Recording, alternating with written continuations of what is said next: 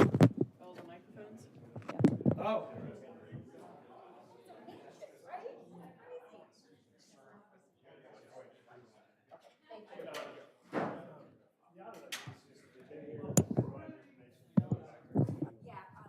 Darn.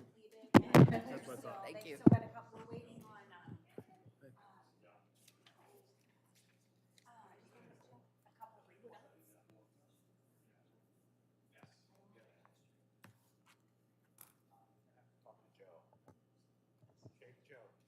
I'm already on. Boats and hose, boats and hose. Oh, yeah. Okay. Thank you. Idiot woman pulled out in front of me.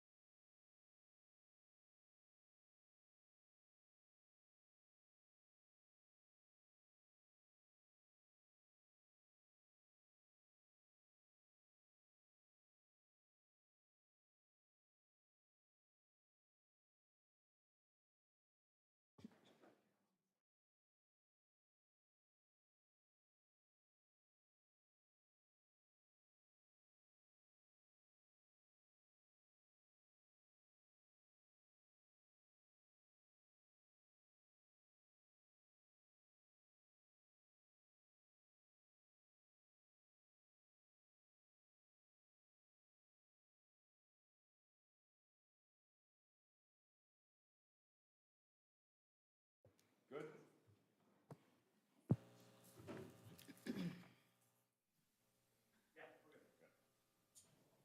Okay, I'd like to call to order this meeting of Genoa Township Board of Trustees. Today's date is April 8th, 2025. The time is 6:30. Roll call, please. Ms. Goodman? Here? Ms. Vaughn? Here. Mr. Antonetts? Here. Also with us this evening is Fiscal Officer Patrick Myers. Assistant Fiscal Officer and HR Head Donna Batten, Office Manager Dina Brown, Police Chief James McMillan, Director of Roads, Bridges, Parks Lauren Fitzpatrick, Fire Chief Joe Ponzi, Director of Zoning and Development Joe Schaefer, Director of Communication and Events Leslie Strader, and lastly, Township Administrator Paul Wise. Just want to say a full and accurate account of this meeting's video and audio can be found at www.genoatwp.com. Right, stand now for the Pledge of Allegiance. Pledge allegiance to the flag of the United States of America and to the republic for which it stands, one nation, under God, indivisible, with liberty and justice for all. Okay, Fiscal Officer report. Thank you, sir. First, I'd ask the board to approve the following trustee meeting minutes: the March 11th, 2025 regular trustee meeting and the March 20th, 2025 special trustee meeting. I'm going to read these separately. I move to approve the following trustee meeting, March 11th, 2025, regular trustee meeting. Do I have a second? Second. Discussion. Oh, roll. Ms. Goodman, Yes. Ms. Vaughn. Yes. Mr. Antoness. Yes. I move to approve the following trustee meeting, March 20th, 2025, special trustee meeting. Do I have a second? Second. Roll. Ms. Goodman, Abstain. Ms. Vaughn, Yeah. Mr. Antoness. Yes, motion passed. Thank you. Next, the March financials, I'll have those for your signature at the end of the meeting. Current balance, total balance of $20,139,392.52. The way that breaks down is, there's I just said there's 20 million, $30,231.05 in the primary account, $19,796,408.52 in our Fifth Third investment accounts, and then our Star Ohio investment has $257,465.48. Everything is balanced for the month of March, and I'll have that for your review and signature at the end. You should have already received that as well. The only other thing I have is the auditors were here, our biannual audit. I came in Monday, Tuesday, and met the auditors. They're happy with how we work with them. Donna is prepared when they get here. They ask for certain things, we give it to them, and they're doing their job. They're waiting on a couple of reports, but their on-site is done, so they'll finish up, and we should hear something in the coming weeks about what the next step may be, whether they need more information or not, and then when that release would happen. As we know, it usually takes much longer than what we hope, but now that they use an outside instead of the actual state because of the size of us, we get it a little quicker than when the state used to do it. So, but we'll keep you guys informed on that, and we're confident everything will be great. Great, thank you. Okay, next is public comment. We'll start with a couple of guests we have so they don't have to listen to the rest of our exciting meeting.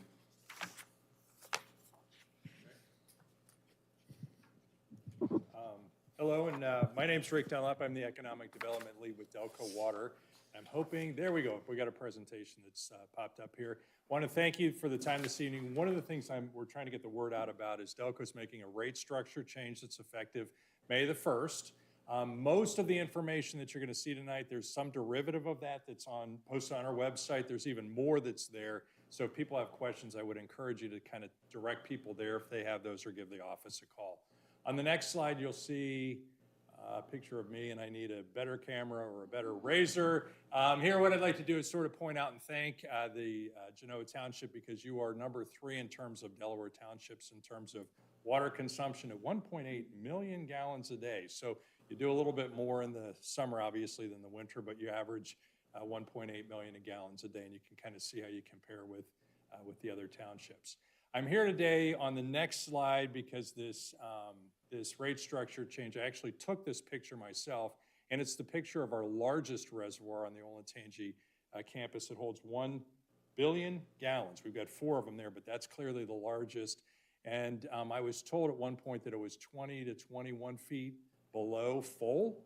And one of the things that wasn't happening is Glenn wasn't sweating or anything like that in terms of water availability. But what we're trying to do through this process, and I would tell you today, it is back to full again.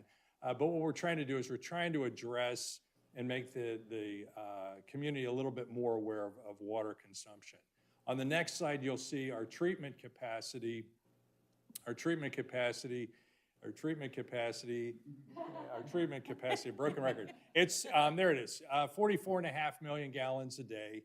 And so our approach here is really to try and make sure we're addressing affordability, but at the same time, hit the peaking. You know, those people that there's extreme amounts of watering or off-season use, and we'll sort of take a look at what that looks like. But we've seen a 50% increase in average daily consumption in the last 9 years and a 65% increase in the peaks.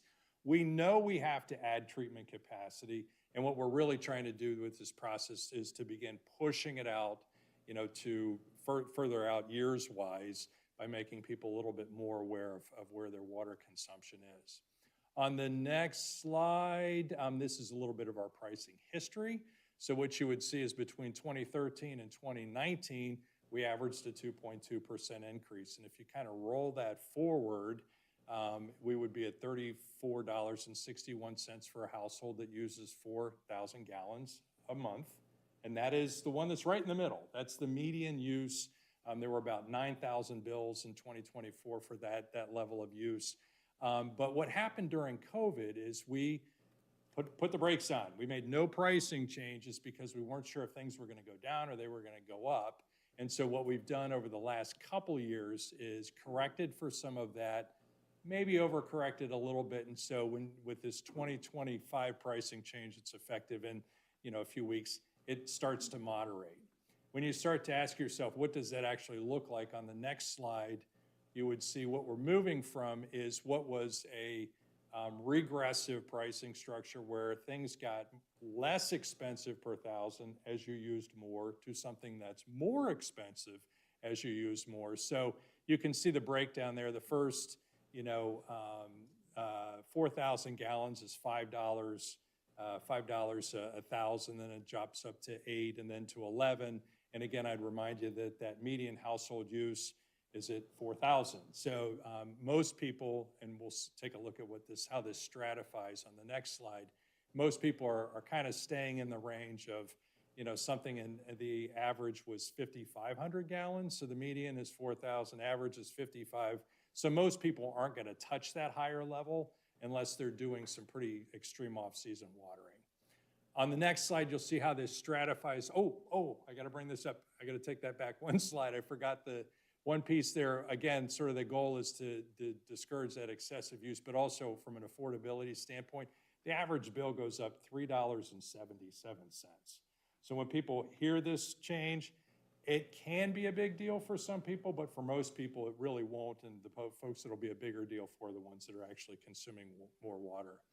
On the next slide, what we've done is taken and stratified our current structure to that future structure. And the good news is 69% of the bills, if we reprice, there were almost 640,000 of them. If we reprice those bills, almost 70% change by $3. And sometimes it's a negative $3. So some go down, some go up. So 70% kind of stay in that plus or minus $3 range. So we don't think most people will recognize a difference. The two places, and I'd ask you to hit that, if you hit the cursor one more time, the lower end and that upper end, we did take a careful look at that population both there because they would be the folks who would experience it the most. And on the next slide, when we take a look at the folks on the lower end, we had about 16,000 customers that had a bill for 1,500 gallons, but what we found is 2/3 of them average more than 1,500. And that sort of illustrates that we don't use the same amount of water every month, and 14% of them average more than 5,000 gallons in a month. So we see that fluctuation. If somebody were to say, well, wait a minute, my bill seemed like it went up a lot, I'd ask them to sort of think about that over a year's time because that might happen in a month if you have a low bill, but we don't use the same amount. On the other end of the spectrum, and this is really what we're trying to tackle, is we took and looked and compared winter use with summer use, and what we found is it's 52% actually only used about 25% more water in the summer than they do in the winter. And that's washing the car, it's watering now and then, it's extra loads of laundry, things of that, some outdoor activity, but it's almost 1 in 5 customers that more than 250% more water. And so we're trying to send a pricing signal to those folks to say, hey, think about your watering habits. And it might be 1 less hour a day, it might be every other day. I think some professionals in that in lawn care would tell you that a lawn only needs 1 inch of water a week. It doesn't need to have 3 hours a day. So we're trying to send a pricing signal to those folks. So those folks are the ones that are going to hopefully recognize the pricing change and feel more compelled to conserve water. We make money selling water, but we also like to conserve it, because there's more for everybody, and it also kind of pushes off when we might need an increase in terms of plant capacity. On the last slide, one of the things that I'm painfully aware of, we're painfully aware of, is are we kind of fair? Are we in the wheelhouse with where other systems are around the state? This 2022 biannual survey from the EPA, it was released in 23, breaks down, it was 268 systems across the state, where their pricing would be for that median household with 4,000 gallons. The median in the study was $419 for a year of service. Our pricing for this period that we're in right now is $426. Next year is $418. So we're feeling like we're probably fair and competitive with how water is priced against systems around the rest of the state.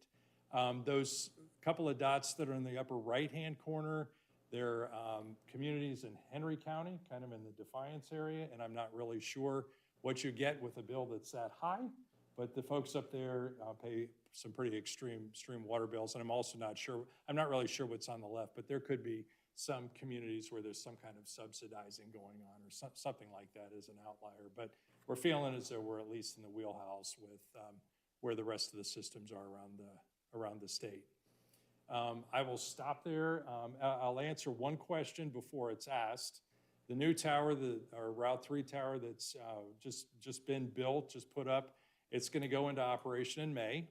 It'll actually be even more robust when we add a transmission line that should be done by the end of the calendar year, that we're waiting for ODOT and Army Corps approval to finish that work. So I knew somebody wanted to ask that question.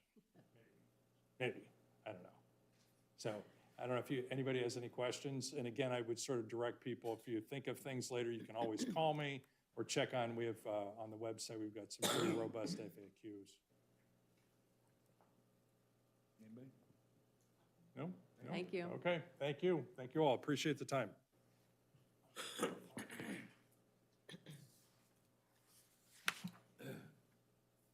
Next, we have Nicole. Nicole Marshall from Westerville City Schools, Treasurer on school funding.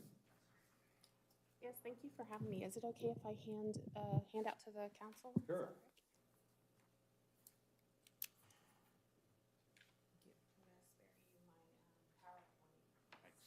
Several people here have already seen it a few dozen times, so. Don't worry.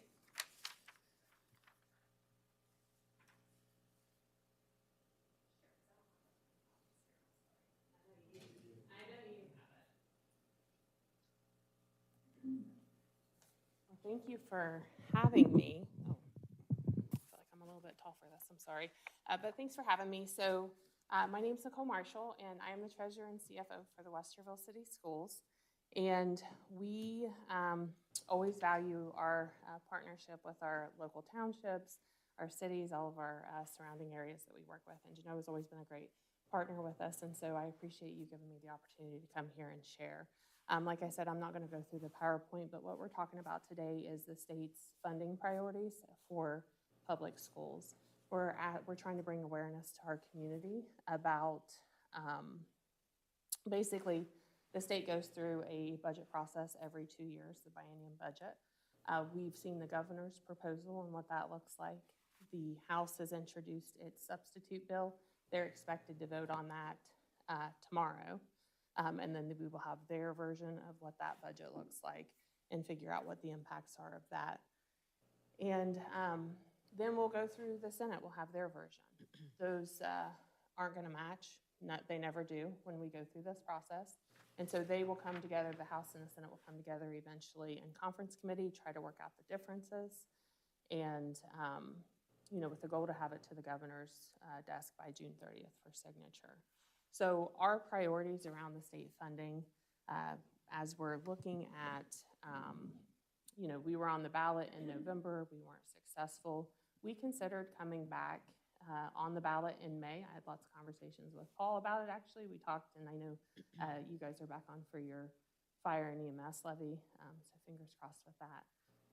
But we had decided, as we were hearing some of the comments coming from our state lawmakers, that there was a lot of conversation around reducing funding for public schools. And so we're hopeful to get our community involved in helping us advocate that the state looks at its priorities around public education. So we talk about stabilizing our state share in the next biennium. Since 2021, the state has reduced its share to our district by 20%. And under the governor's proposal, which is what we have estimates for now, that would reduce further to 18% next year, and then down to 11% in the following year of the biennium. And so we are really concerned about what that might look like. The House's, the sub-bill that they're voting on tomorrow basically is scrapping the funding formula. They're calling it a bridge formula. I think it's a bridge to nowhere. So we are really hopeful that we can keep the Fair School funding formula. This was a bipartisan effort with both sides of the Republicans and Democrats working together to develop this plan. It's been in place for 4 years, and we are in the 4th year of this, what was supposed to be the 6-year phase-in. And so our hope is that they will continue with this formula and continue to phase it in with appropriate updates. When we talk about appropriate updates, we're talking about using current costs to determine what does it cost to educate a student. So when we look at the school funding formula, we start with what is the general cost for a student in a general education classroom? What's that base cost?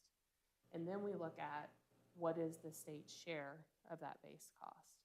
Well, that base cost, they've been keeping the same based on 2022 amounts since the 24 school year, so last school year. We've been funded based on what does it cost in 2022.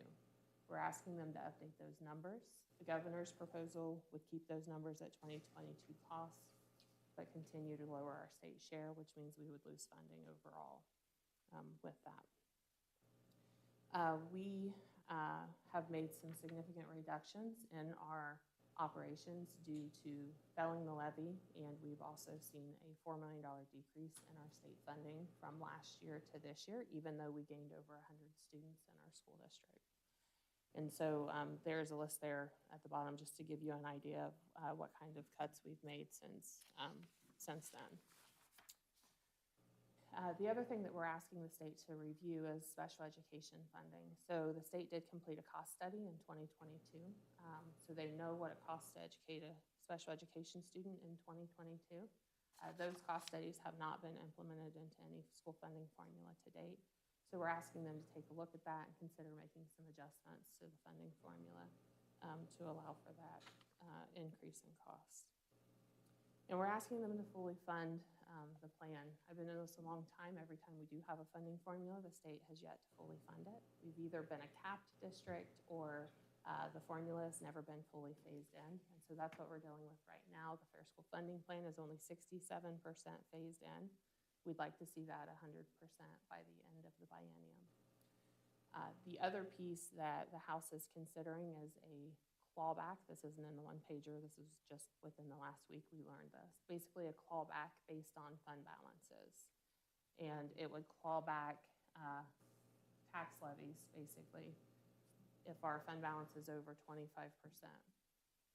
That would be over $100 million loss in resources for our school district if that went through the way it's written. And, you know, I like to make sure that everybody understands what starts with schools eventually ends up in local governments too when they're looking at fund balances, what that looks like, and talking about clawing that back.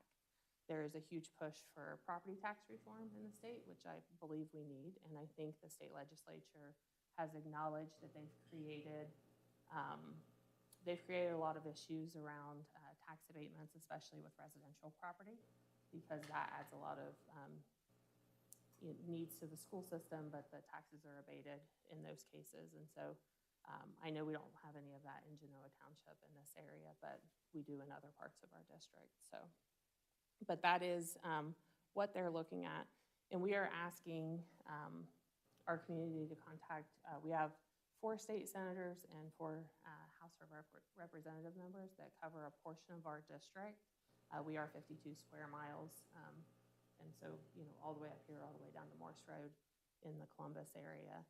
And so we are fortunate to have such a great relationship with our local legislators. And so we're encouraging our community to reach out to them as well. Andy Brenner is state senator in this area, and he is actually the chair of the Senate Education Committee. And so we spend a lot of time talking to him about how this will impact us. So I would encourage everyone to do the same.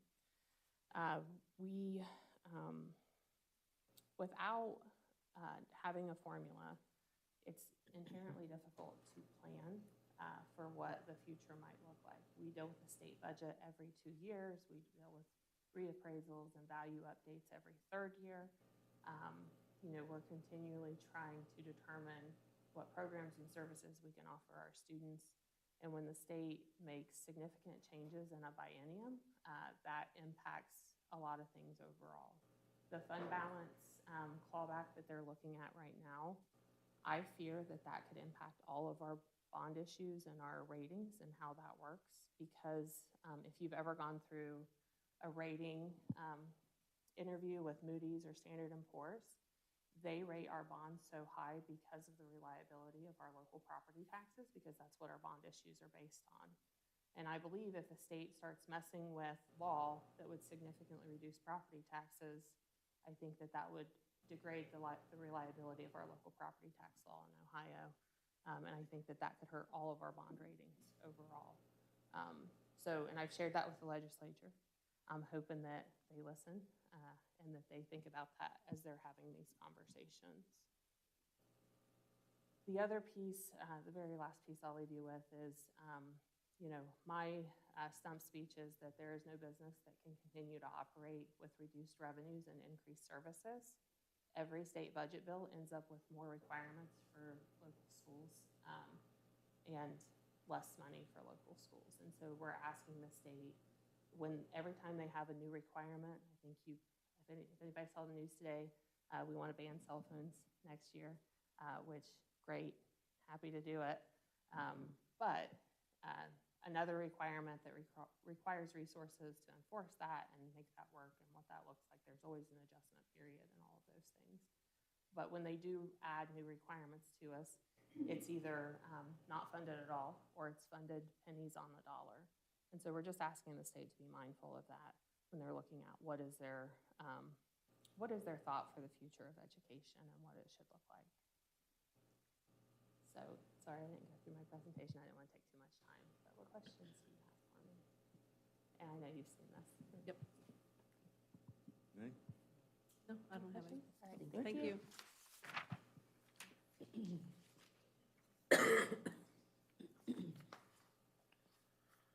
Okay, any further comment besides Rick Whelan? Good evening, Rick Wheeland, 9500 Britton Woods Drive.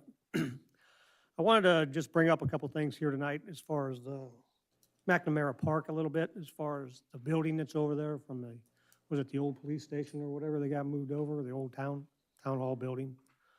I don't know if everybody's aware that there's water in the foundation underneath that building.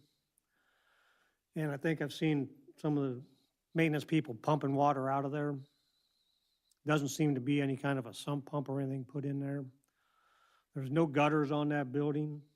So what happens every time it rains, the water is just running right down on the ground and soaking into the foundation. So we put a lot of money into this building. I believe there's some grants and stuff available for it.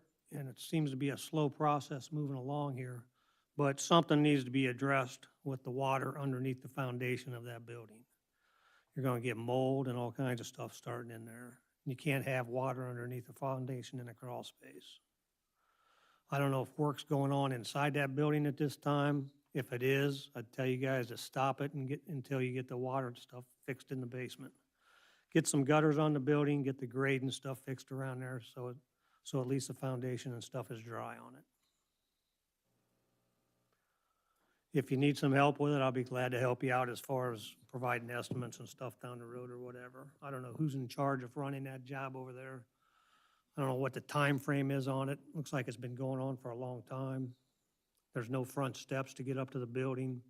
There's a whole list of stuff that needs to be going on over there. But the major issue is the water issue needs to be addressed as soon as possible. Also over there in the park, I mentioned this before, is the barn, the red barn. There's metal roofing coming off the south end of that barn that's continuing to happen. And there's another piece flapping in the breeze again tonight there. So I mentioned this, I don't know if the Parks Commission brings up stuff to you guys, the other trustees, and lets you know what's going on or not, but this has been going on for months and it hasn't been repaired and replaced over there. And then now you have a Easter egg hunt coming up there this weekend or whatever. And having, you know, hopefully when no wind blows any metal off that building. It's a safety issue, it needs to be addressed. We brought up the barn and stuff in the past too. Nobody ever got back to me on what's going on with the barn. Is it just getting kicked down the can? Or is there gonna be any decisions on what's gonna happen with that barn? Is it gonna stay? Is it gonna get dismantled? Do we have people that can buy the stuff and take it down? Are we gonna save the emblem on it? You know, all those issues need to be discussed, and I don't see anything going on with it. And if there is something going on with it, I'd like to be notified about it, so I can see what's going on, so I can be involved in what's happening to it, so. If you got curb bumpers over there that the snowplow guys have pulled off their positions at 2 handicap spots on the south part of McNamara Park. They've been sitting that way all winter long. They're still like that today. I don't know what maintenance we have going on in the park, but they need to up their game a little bit on some of the stuff.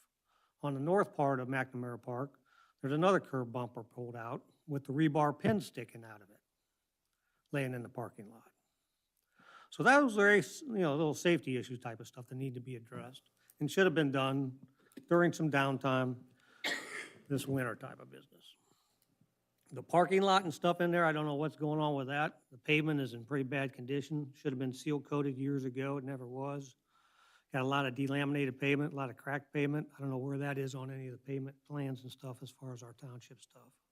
But it's gonna need to be addressed in the future and stuff too.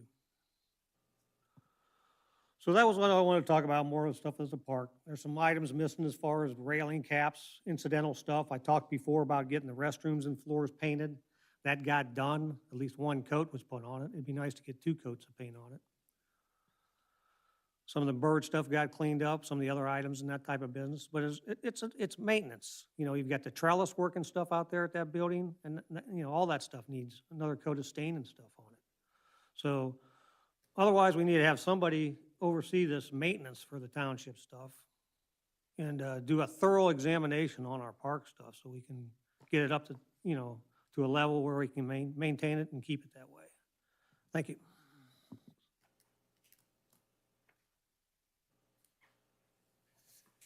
Okay, at this point, we'll go to trustee comment. I've got a list. Yeah. First of all, I want to let the public know that Mark Fowler has been our assistant prosecutor advising the township for, I mean, this is my 6th year being a trustee, and is it 8 years? So for the last 8 years, and I just want to congratulate him that he was appointed by DeWine to be a municipal court judge in Delaware County after a vacancy. It's kind of, we had Judge Gormley won Supreme Court election last spring, and then there was another judge appointed to that position, and then Mark took Mary Ann Hemmeter's spot. So just want to congratulate him and wish him well. I did see his daughter last week, and he is loving life. Can't wait to go to work, so it's good. I also attended the Health District meeting and on behalf of Trustee Antonetts, and I want to congratulate Pat Blaney. He is a township resident, former township trustee, and he was reappointed to the Health District. He's the current president of the health board, so was reelected to a 5-year term. Also, I know last month I spoke about the 208 plan. Shortly after last month's meeting, I was contacted by Representative Brian Lorenz. Jim Jordan's office had reached out to him and asked him what issues were facing his constituents, and he brought up the 208 plan. So myself and 7 other trustees, and there were a few other representatives there, met with Congressman Jordan for about an hour, and it was really, he listened and asked questions. So I thought that was a really nice opportunity. I'm not sure if anything will come out of it. He was pretty green on the whole 208 issue. He didn't really know a whole lot about it, so it was a lot of educating him. But he did say that they would look into it. I've reached out to his office twice. Since then, I ran into Representative Lorenz last week, and he said he would also kind of nudge them, so we'll see. I'm just, anything we can do to fight back on that plan and get it revised or eliminated, I'm all for. Lastly, well, not lastly, I have one more thing after this. After last month's meeting, I was reached out by Brian Clark. He is the director or deputy director of development for the city of Columbus. And just wanted to meet. So, and Pat knows all about this. So I asked Paul Wise, our township administrator, and our zoning director, Joe Schaefer, to go along with me just because I didn't know what to expect. And I thought I need to bring some people who can know a lot about Genoa Township with me. So we met with, I don't know if there were like 8, there were quite a few representatives from Columbus there. Also Tracy Davies, county administrator, and 2 county engineers were there. Columbus is considering annexing Hoover into the city of Columbus limits. Pat knows all about this. I referenced that Pat is the administrator in Blendon Township, and in February, Columbus annexed the southern portion of Hoover, which is in Blendon Township. 988 acres. How much? 988 acres. of Okay, 988 acres. No residents or anything, woods and water.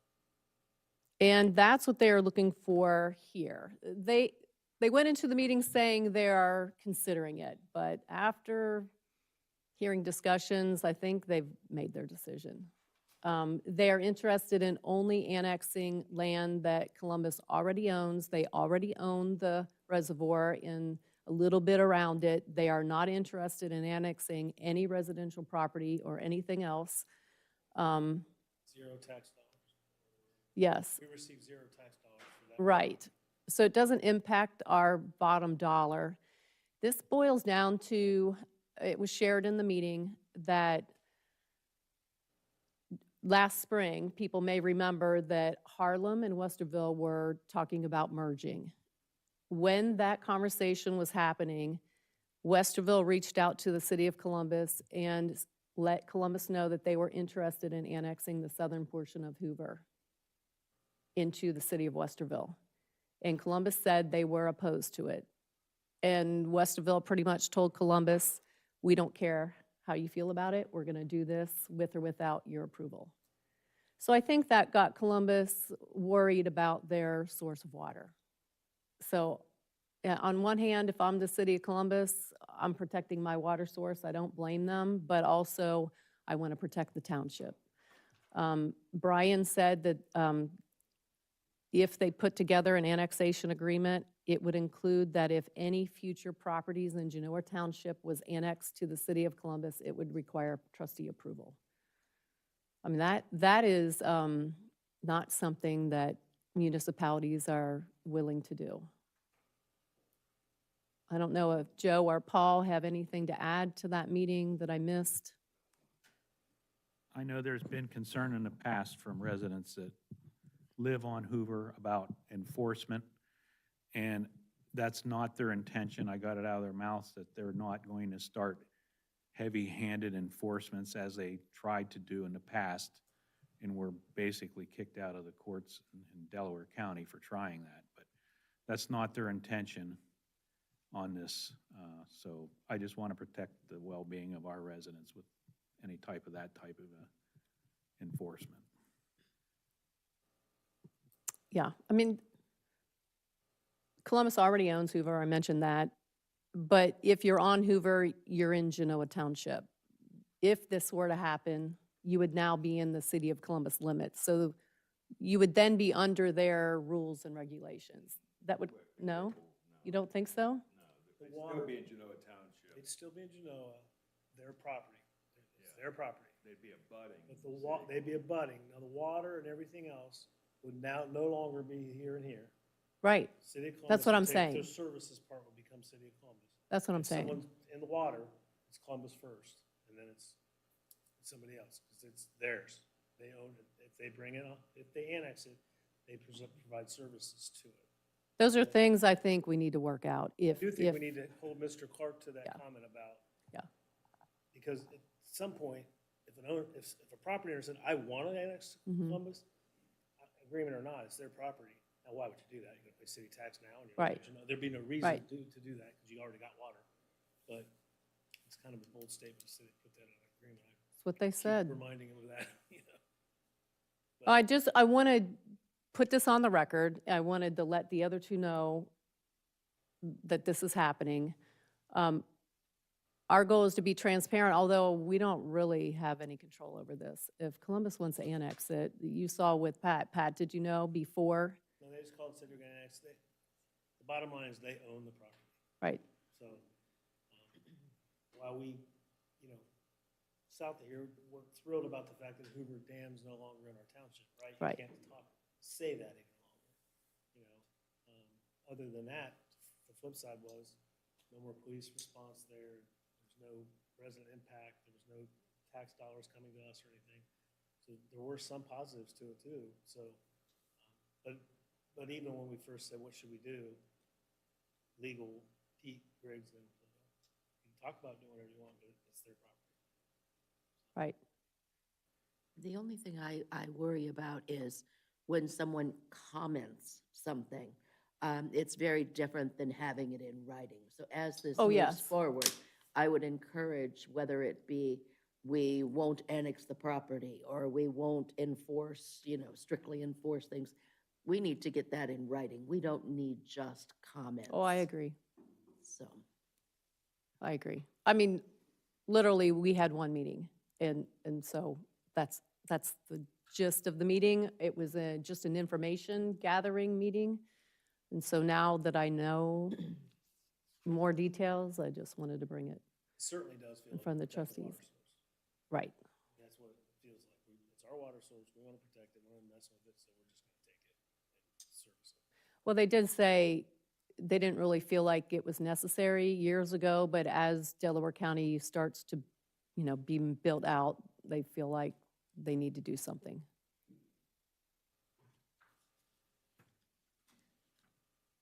All right, next. It's just annexation, such a, people take that word so bad all the time. I Yeah. think The way you're presenting it, it makes sense that people don't have to be afraid of it. It's not, they're taking a big chunk of Genoa Township. or Right. something like that. They're not. Well, time will tell, right? So we'll see. I'm waiting to hear back from them. Well, I appreciate you being there. I've said before, if you're not at the table, you're on the menu. And Yeah. we are constantly, aggressively being approached. And as a lead off to Renee's, I want to let the two trustees, actually everybody in the room and the residents know that I also attended a meeting. Mine was with the Village of Galena at their last council meeting. At this meeting, they hired a consultant to create a growth plan for Galena. And it's not a comprehensive land use plan because it doesn't include just Galena. It includes portions of Berkshire Township to the west and a portion of Genoa Township in our northeast corner. It is on the east side of the reservoir from Sage Creek south, about 500 or 600 acres of area they've identified in both their 208 plan and part of this growth plan. I did have the opportunity to get up and speak. I appreciate the opportunity to give some input. I think we all need to be engaged in this because their growth is going to be our growth. You got to think about as they grow, and this growth plan had substantial growth, multifamily, commercial. I also went to a meeting recently. Sunbury is getting a Amazon data center. So we're going to have growth to the north. And everybody that lives to the north, if they want entertainment, whether it's football, basketball, theater, they're going to have to go through our township or Berkshire Township to get to 71 to get to Columbus for that. If they want retail, whether it's Easton, Polaris, Short North, they're all going to be coming through our township. Whether it's Sunbury Road or State Route 3, they're doing it now. And as they grow with their growth plan, there's going to be significant impact to us in our township. They're going to need to go through our township to get health care. They don't have access to quality health care that's in Columbus, including Ohio Health, Mount Carmel. So I'm going to stay engaged in this as best I can, try to provide input. This meeting at council was allegedly was their first introduction to the study. So they didn't have a lot of questions. It was more of a presentation from this consultant that they hired. And interestingly enough, most of the people that got up and spoke didn't even live in Galena. So that goes to show you that there's concern outside of the village of Galena on this growth pattern. And with Sunbury is aggressively growing also. I went to a presentation at Delco. The mayor there spoke about their growth plans are significant growth. So I'm just advising everyone that it's coming and we've got to stay engaged. I don't think we have to worry about losing much land. Berkshire's got more of a concern than we do. The 600 acres identified in their growth plan is already owned by a private property owner, and his broker was there and affirmed that they have no intentions of developing it. It's going to remain as family land. So while we're not overly concerned about significant annexation from our township, there's still impact to our township. So I promise to stay engaged in it as best I can.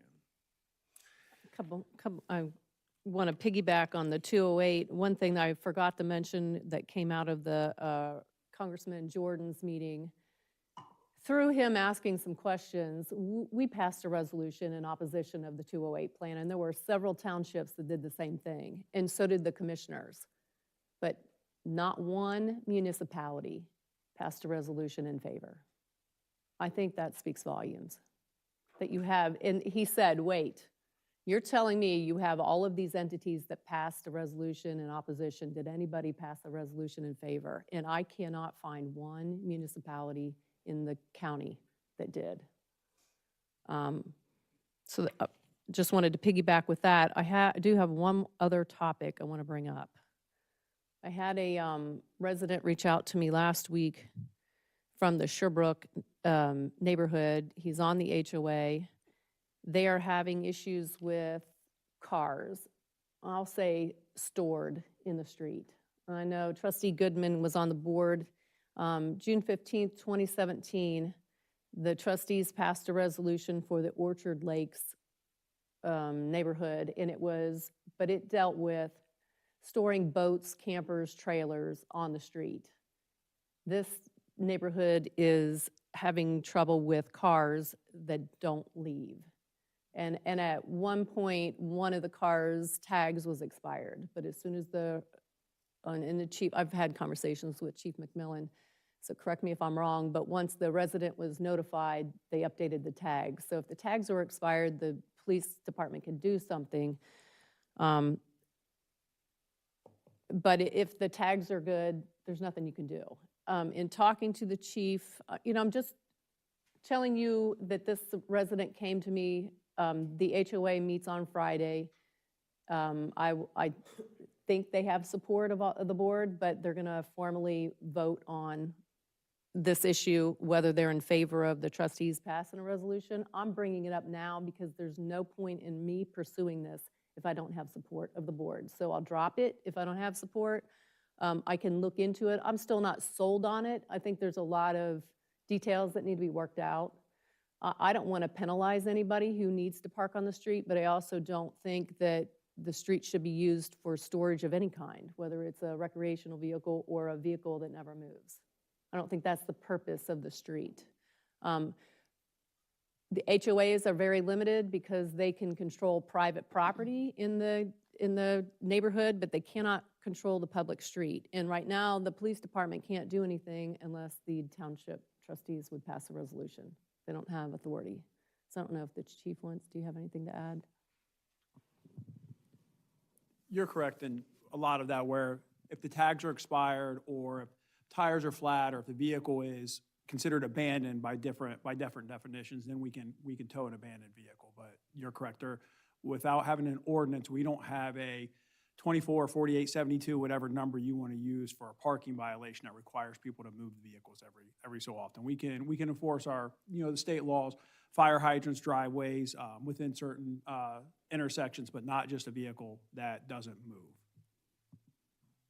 And also, in speaking with you, I thought this might be an isolated incident, but after discussing it with you, it sounds like it's not. We've always taken parking violations since I've been here for the 25 years, but recently they do seem to like they're increasing. And my thought, without any evidence to back it, is that as our families mature, more drivers inside the household need more room for parking cars. We'll get them more frequently in the summertime. Again, probably people are home from college, the cars are parked there, or they're going away to college and they're leaving their cars because they can't take them to the freshman dorm. So it does seem like we're getting more complaints over the last couple of years in various neighborhoods. As I recall that resolution from 2017, and that's been a few years now. Yeah. But it was not related to vehicles as in cars. It was related to parking boats, parking campers, blocking driveways, et cetera. And so it was a little bit different situation than this. I know previously we had a zoning director that would go out and put, I think they were yellow, notes on windshields and say, you've been parked here too long. And that clearly was, we had no rules, so it had no weight either. It was a wish. As much as I get annoyed like everyone else at somebody that parks, in front of my mailbox for days or whatever the case may be, I think we need to be very careful when we restrict autos and vans and trucks versus boats and campers. Yeah, I agree. I want residents to be able to park on the street if that's something their neighborhood allows. Again, I'm just thinking through this. I was considering a car would have to move no less than every 14 days because I wouldn't want to penalize anybody who's on vacation for over a week and they don't move it. Just like the Orchard Lakes thing, I think it should be an opt-in for neighborhoods. I don't think that, well, unless anybody disagrees, that it should be every neighborhood. I think that it should be complaint-driven. I don't think we should expect our police department to actively look for violators. I think it would just be, if somebody calls in and says, hey, this vehicle hasn't moved. Again, I'm exploring options, and I wanted to bring it to the two of you. If I don't have consensus, we'll just leave it like it is. I think sometimes in these situations, it's easier to call the police or talk to the trustees about issues than to go to your neighbor. The old, knock on the door and, your car's out here, does it run? Is there something I can do to help you get it fixed so it can move? We've lost that as a society, not just in this case. And I am reluctant to start, if you'll pardon the term, policing vehicles on the street. Okay. I kind of follow the same as Connie here. The enforcement's a problem. I mean, because then you have to find movement, because if they could get in their car and move it over to the other side of the driveway, then they've moved it. Yeah, exactly. So And that's it's what gonna be you'll a real fight. challenge to That's what you'll enforce. fight, yeah. But Okay. if you want to put it on the agenda and pursue some other options, I'd certainly be open to maybe working with the police chief if there's other townships or municipalities that have a ordinance that is enforceable. I don't want to burden our police department. I agree. That's not the Park cars. issue. Yep. And again, if this was isolated and I was just exploring the opportunity to help somebody who's, struggling with this issue. But the more I talked to the chief and when he said this isn't an isolated issue, I just thought, well, I've barely scratched the surface of looking into this. I just wanted to know where you two stood to see if I was wasting my time. That's why I bring it up. All right. I'll do a little more homework. Yeah. Thank you. I have one more quick item. We received an email from a active concerned resident, Fred Johnson, emailed, I don't know whether the two trustees were copied, but certainly Chief Pons and I were copied. And he posed an interesting idea of the fire department creating a plan and had several bullet items that I agreed with some I'm suspect about whether that's really an issue. I'm not stating that we have a problem that needs to be addressed and we need a plan to address the problem. He did have some valid points. I think it's probably worth, maybe the chief takes it to his committee and has a discussion to see if you can work with your committee and come up with addressing some of his concerns, if there are valid concerns. I don't see them. It's not like we have houses burning down. But if there are some issues on there and you want to create a plan, I think we'd be open to reviewing a plan. Right? I'm not opposed to reviewing a plan. Chief and I talked a little bit about this. I read through it. I have some concerns. Adding a consultant was part of that, and consultants are expensive. I hate to see us trying to pass a levy so that we can pay a consultant. I want that money to go to fire prevention and safety services, not paying an expensive consultant. The other thing is, mentioned in there were benchmarks and deliverables. I think it's very easy when you're making widgets to find out how many widgets you're making an hour and what's the error in how many of them aren't right versus the fire service. Do we count how many fires you put out versus those you didn't?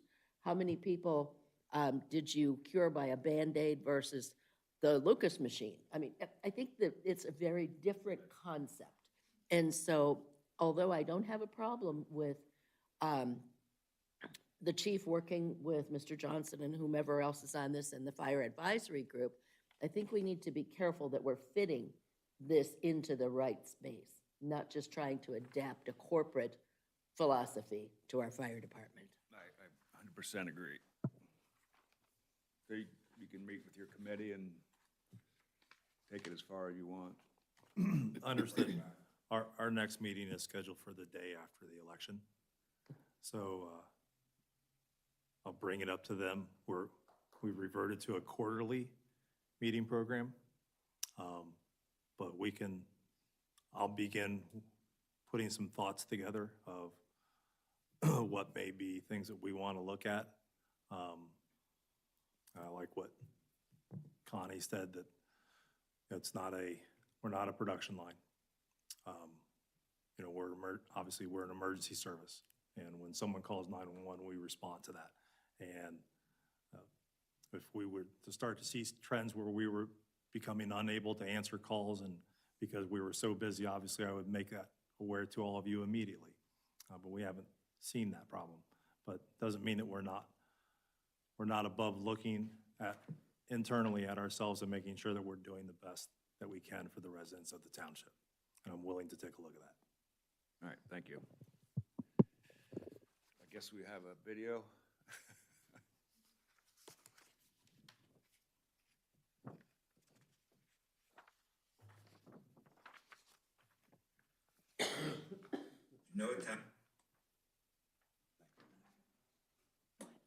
Township shares zip codes with surrounding communities, but what we have here is distinctly different. It's a feeling that is difficult to capture in words, but images come close. Nothing compares to the experience of being a part of this community and living it firsthand. The 2024 Genoa Township experience included a once-in-a-lifetime front row seat to a total solar eclipse in the path of totality. Celebrated the preservation of a beloved historic property, Freeman's Farm, as a township park. Campfire Brewing opened, Giamarco's expanded, and a permit was issued for Olive Branch to construct a new office adjacent to the township hall. Additional materials were added to our list of curbside recycling, make a greener lifestyle easier for the environmentally minded. Delco constructed a water tower to increase resiliency and meet growing demand on their system. Mobile Clinic brought preventative health care directly to our neighborhood, and we cherish the traditions that bring us together as seasons change, from the Bunny Trail to Fall Fest, and celebrate the season. Behind the scenes, township employees, elected officials, and engaged residents work together to uphold the standards of excellence that set Genoa Township apart. Smooth roads to keep us connected, safe neighborhoods, scenic parks and trails, and the reassurance that in times of need, highly trained professionals are ready with the equipment needed to assist. These qualities have made Genoa Township one of the most sought-after communities in Central Ohio. I feel positive about the state of our township. My confidence comes from the experienced and dedicated employees who care deeply about their work. I see departments finding new ways to collaborate and continually improve. I am further encouraged each time I meet residents and to talk to them about their passion for this community. Fellow board members Renee Bond, Connie Goodman, Fiscal Officer Patrick Myers, and I share these feelings for Genoa Township and are honored to steer our community toward another successful year.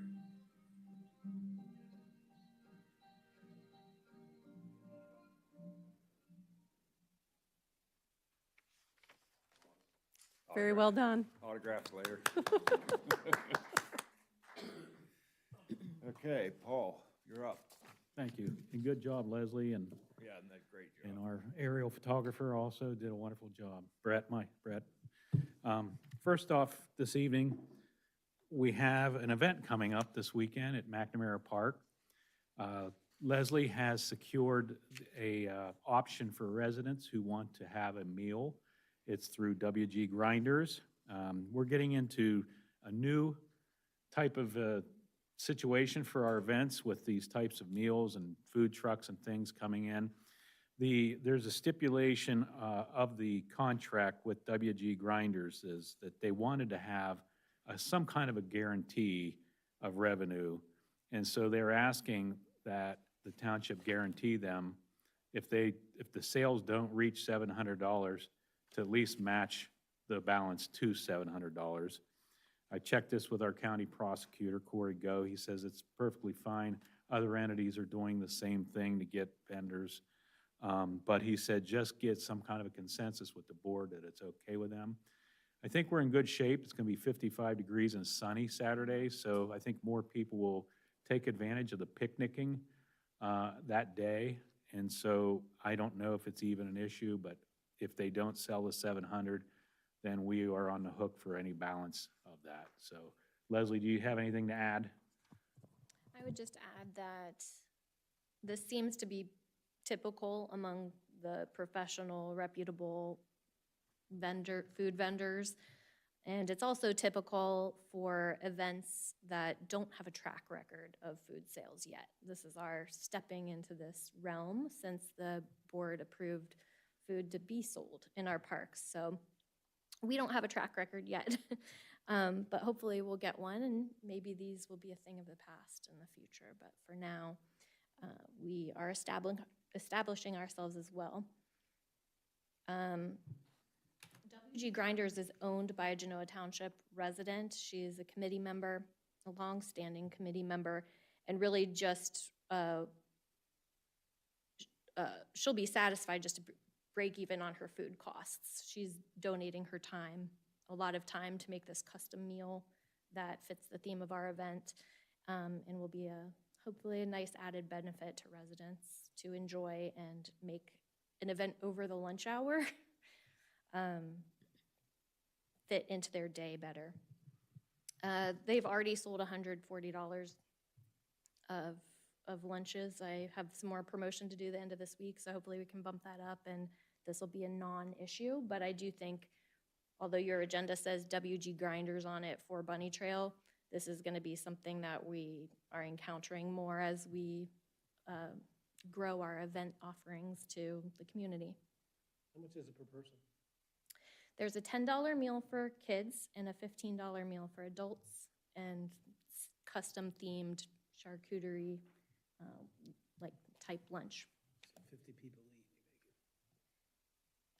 Yeah, they're well, I mean, that event was packed the last couple years, so I don't force. Yeah, you're right. It was freezing and it was still well attended, so I don't foresee an issue. I think it's worth the cost to try something new with our events. We So might- I don't hear any opposition, so I assume there's a consensus. Yeah, I think it's fine, and we may find that some people may not buy a lunch and eat there. They may take it home. Yeah. But the point is, they bought a lunch. yeah. It So- sounds like the price point's good. Yeah, we try to be mindful of Right, that. right. I just want to confirm my experience. We try these kind of events with our staff. Bring a food truck, a spontaneous food truck for lunch or some events, and it's very challenging to book. They're booked out far in advance, and it's not unusual for caterers to ask for a minimum. And I think $700 in my experience is very fair. And I'll be shocked actually if we don't sell 700. Yeah, you make a great point. By the time I was established in this position of overseeing events, the chance to really get a wide variety of food trucks was Yeah. gone. So I was grateful that she Yeah. was willing to I'm shocked. humor this idea. She owns a brick and mortar restaurant and is adapting to help her community. I know in the past, I've helped with this type of event, and when we've held it in March, most food trucks aren't even operational in March. It's too early. They don't start their season until April, so it's regardless, it's hard to get somebody for one reason or another. Very good. Thank you. Next up, I'm asked the board for a purchase order to pay for a service for the house at Freeman Farms. The house was never planned to be used in any of our park plans. The house is in disrepair, it needs electrical work, it has some rodents living in the basement, which Trustee Goodman's aware of. Water. I screamed. Water leaks, water leaks in it. But anyway, one of the problems is before we do anything with the disposition of the house, we needed to ensure that the house is free of any type of issues. And so we had an asbestos examination done on property, and there is asbestos on the first floor inside all of the drywall of the ceilings. So we're gonna have that asbestos abated through Ohio Technical Services, Inc. at a cost of $13,000. So I asked the board to approve this resolution. I move to enter into agreement with Ohio Technical Services, Inc. for asbestos abatement at 6142 Lewis Center Road, Galena, Ohio, and authorize the fiscal officer to issue a purchase order in the amount of $13,000. Do I have a second? Second? Discussion. I got a question. Where's the 13,000 coming from? It's coming from the capital improvement of the general fund, improvement of sites, which we take a lot of park improvements out of for general purposes. Okay. Any other discussion? Roll. Ms. Goodman, Yes. Ms. Vaughn, Yes, Mr. Antoinette. Yes, motion carried. Thank you, that's all I have. Okay. Chief? Police? Good evening, Board. The first item I would like to ask the Board for approval of is an acceptance of 2 donations that we've taken in the past month. The first of the 2 donations is $20 to be put towards our canine fund. I recently helped a lost motorist who was grateful for our help and was adamant that he wanted to donate $20 to the canine fund, to which I advised him I would bring to the board. It's an anonymous donation from a lost motorist.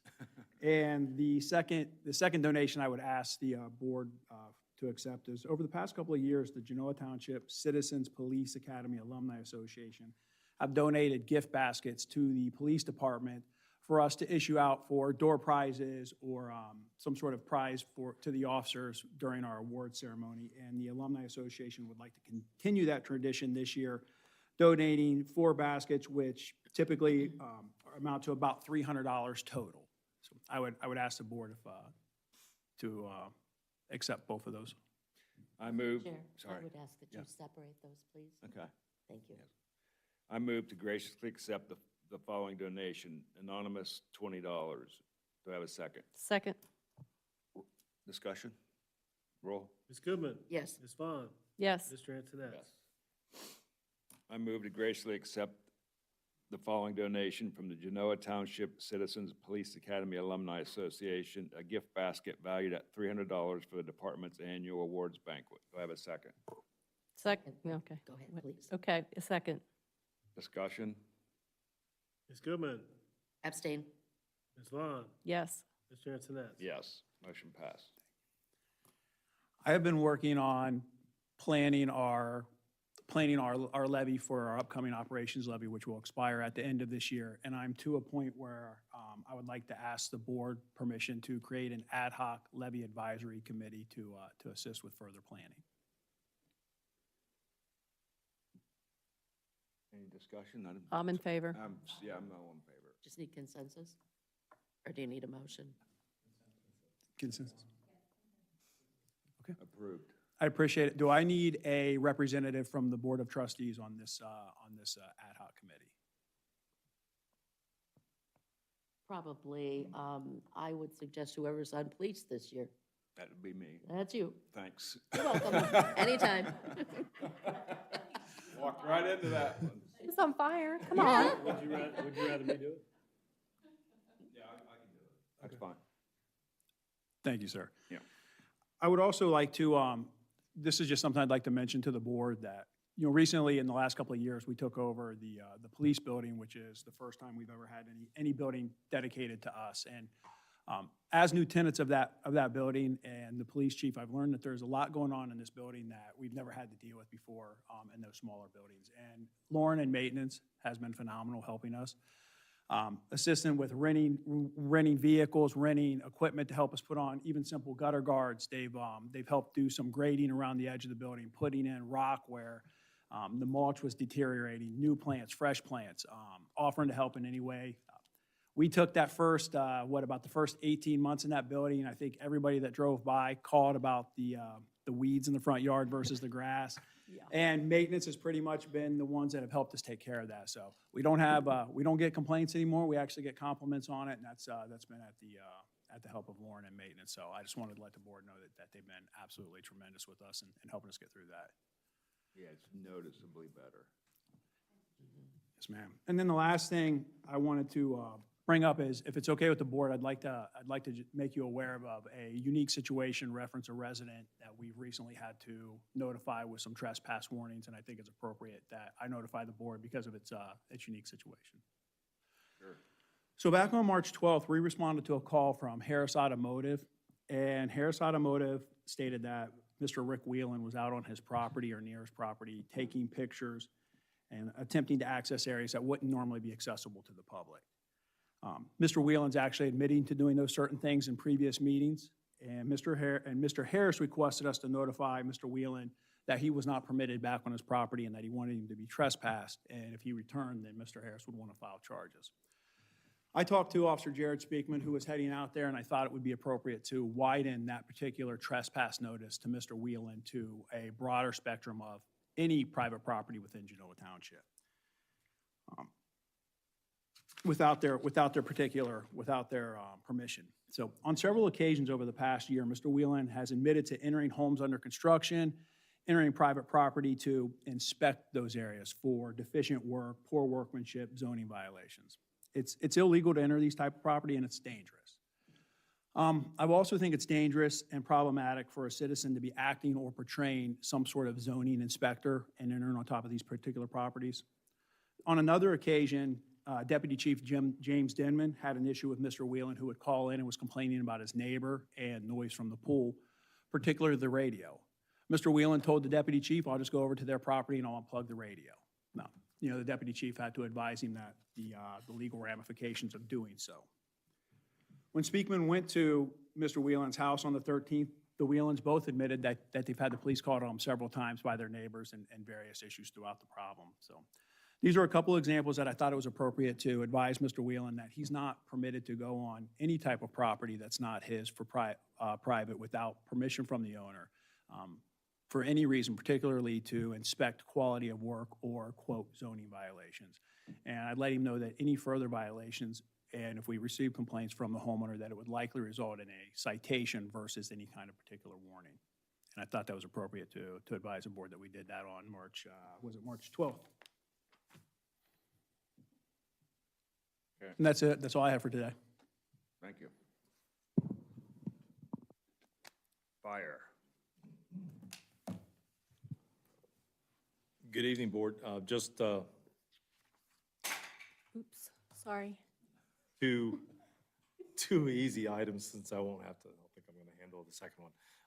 In your packet, you should see a letter from the treasurer of the Delaware Area Career Center. It's just an acknowledgement and a thank you letter from the Career Center, thanking the township for the donation that we made to their fire service program, of the donation of the SCBA self-contained breathing apparatus and all the parts that went with it.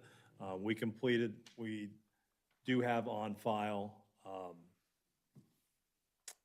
the signed agreement between the two agencies, that they accepted the equipment as is, et cetera, as was requested by the board, I believe, at the last meeting. I completed that with both agencies, and then we transferred the equipment last Thursday to the Career Center. On another note, I kind of forgotten about it until I was talking with the director of the fire service program, is that they were still using, until they received the donation last week, they were still using for their air packs the last set of donated air packs that we gave to them in 2013. So they were very, very grateful to receive this new equipment, new to them, to use in their training program. Stuff gets a lot of use and abuse as the amount of students that they run through their program up there, and they were very, very grateful for the donation. So that's it. The whole process has been completed. We transferred all the equipment last Thursday. And then I've got a request for a blanket purchase order, but I believe Donna's gonna. Yes. The fire department has exceeded the 2025 annual budget, annual purchase order. And at this time, we're asking for the approval of a blanket certificate in the amount of $26,000 to hopefully get them through the rest of the year. I move to approve a blanket certificate purchase order in the amount of $26,000 for fire department legal fees. Do I have a second? Second. Discussion. Is it specifically for legal fees? It is. Okay. Yes, he's used all of his legal fees. Yes. In this particular case, I'm not going to get into particulars, but this is a reimbursable expense that we have with our general liability insurance company because it's a claim made against the township. Oh, good. Even the most Very good. recent large one? Okay. Yes. Okay, it's pretty substantial, in excess of $27,000, so that will help. But we have to pay the bill up front. Yeah. Okay. Any further discussion? Ms. Goodman? Yes. Ms. Vaughn? Yes. Mr. Antoinette? Yes, motion passed.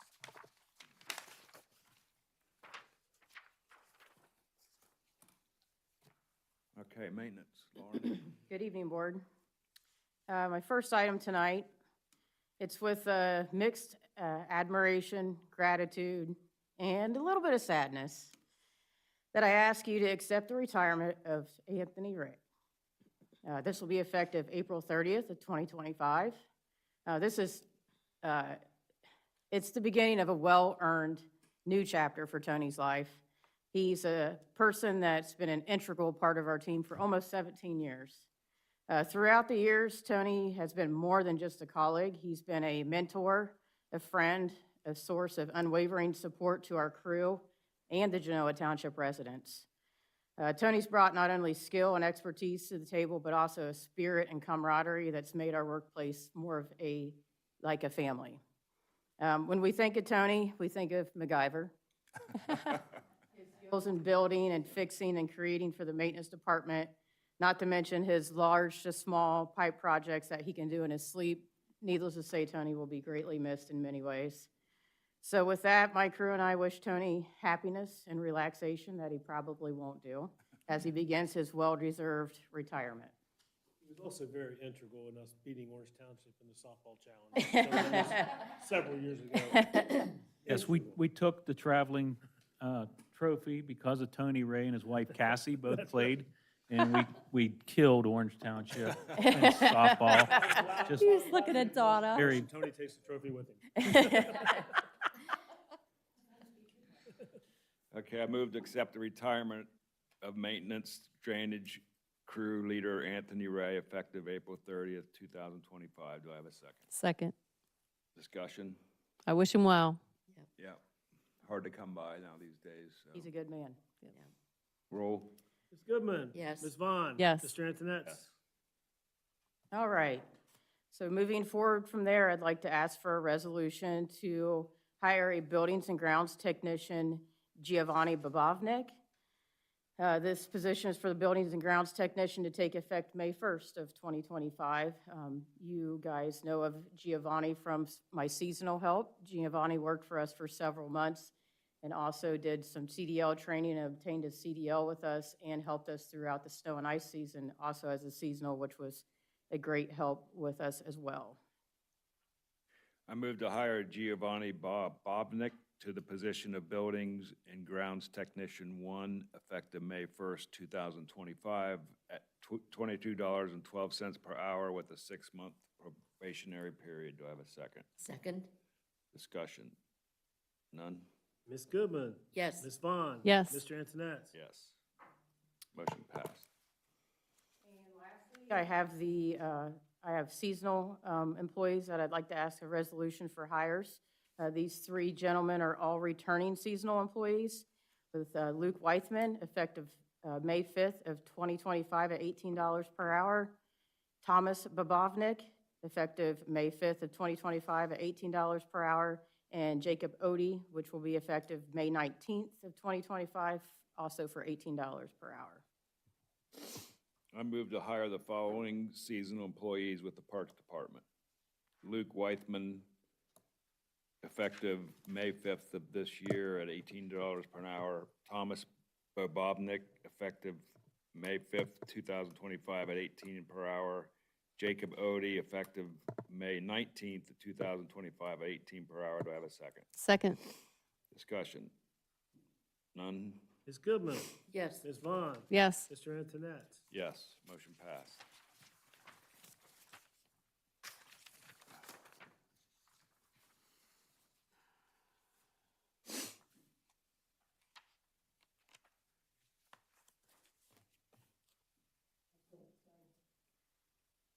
There's an item on here.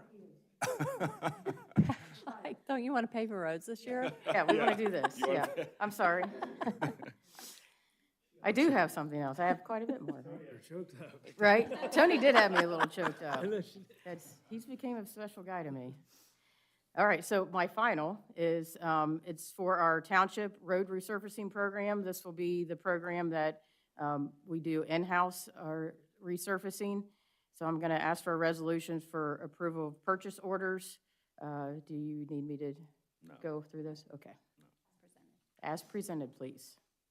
I move to approve the following purchase orders for 2025 Genoa Township Road Surfacing Program totaling $490,965.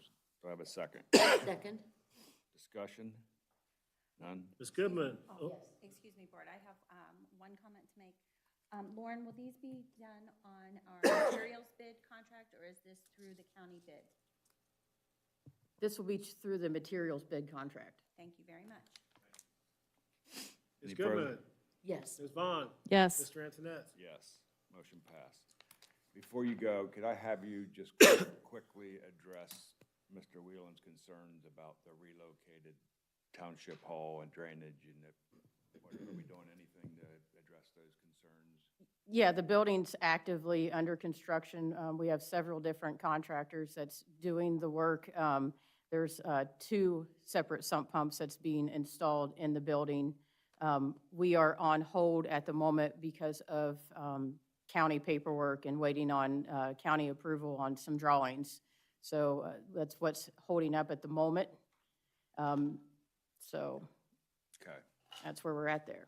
Will there be gutters on the building? There are gutters on the building. The downspouts just aren't connected, and the downspouts actually will be in by the end of the week, so those will be finished. Perfect. Thank you. You're welcome. And do you know the condition of the barn and the roof, and is there a hazard that we need to address prior to? I think it's been a continuous condition with the barn. I think we're just kind of waiting on decision on what's going to happen with the barn. I know we had some discussions about raising the barn, right?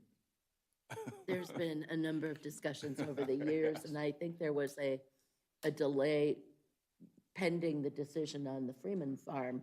But I would encourage the board that maybe we need to finally not kick that can any further down the road. Yeah, I agree. We want to Not discuss it tonight, but, next meeting? You know, Maybe get some estimates? I think we had plans. That has been done in the past. The estimates have probably changed since the time this was presented would be the issue. Okay. We can always reach back out and have them updated. What are we getting bids for, though? You gotta demo it. Somebody's gotta demo it. Well, it depends if you're gonna demo it, or are you going Sell to it. sell it? Are you gonna fix it? Are you going to put up something else instead? I mean, there's a number of options, and I think the board has to decide which of those options they want to go with. Yeah, I thought we had this discussion prior that it wasn't worth salvaging. Correct. My personal opinion, I was waiting to see what happened with Freeman. Now that we have a white barn at Freeman that is in much better shape, I'm in favor of using that and not this. My It's unfortunate personal, because it's become a staple yeah. identity for our township, but if it's becoming a point where it's a hazardous risk, then it's not worth the risk. Well, and then there was discussion also of putting up some other type of shelter that might resemble the barn and have the same feeling, but not be a health hazard and a safety hazard. And then, of course, trying to save some of the parts of it, such as the bicentennial logo, the haymow, things that are specific to that barn that might have some true value to the township. So I think there's a bigger discussion than Yep. bulldoze it. Yep, Okay. That's all I have. okay, me too. Just some minor announcements. Mr. Chair, before we Yes, go I'm to sorry. announcements, may I take the floor for a moment? Sure. I want to note that due to personal and family circumstances, I will be moving outside the boundaries of Genoa Township. As such, I will no longer be able to continue in my role as a Genoa Township trustee. My resignation will be effective April 30th, 2025 at 11:59 p.m. For the past 20 years, it has been an honor and a pleasure to serve the residents of Genoa Township in various capacities, including committees, BZA, Zoning Commission, and culminating as a trustee. I will truly miss interacting with the residents at our very popular events. I genuinely value our well-qualified and caring staff who daily go above and beyond the basic expectations of their jobs. Their professionalism and responsiveness are what make Genoa Township a nice place to live. I will truly miss Genoa Township and all that it has to offer. And I sincerely thank all of you for making my time here very special.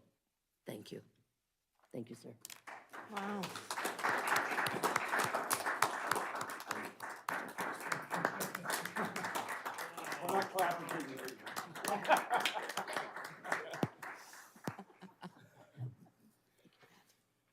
That is very unexpected. Yeah. I'm sorry to hear that. It's been a pleasure to serve with you. Well, Honestly, I know we didn't start out on the right foot, but it's been a pleasure. It really, it's been a pleasure to serve with you. I appreciate your guidance and just, I feel like we've come to a nice place in our relationship, so I well, wish know you well. You're all in good hands. You know.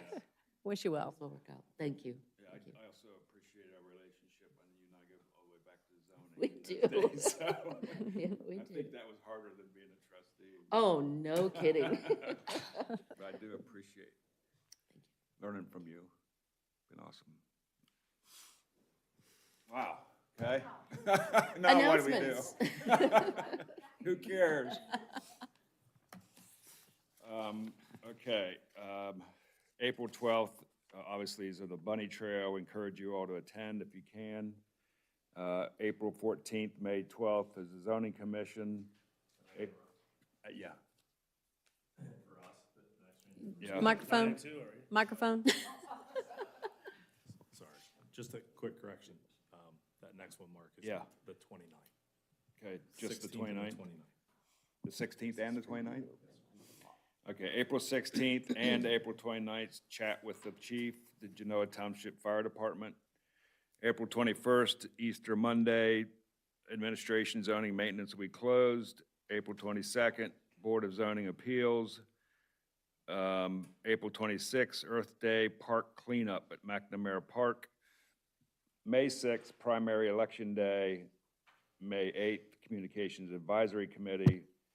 And the next regular trustee meeting will be May 13th, 2025.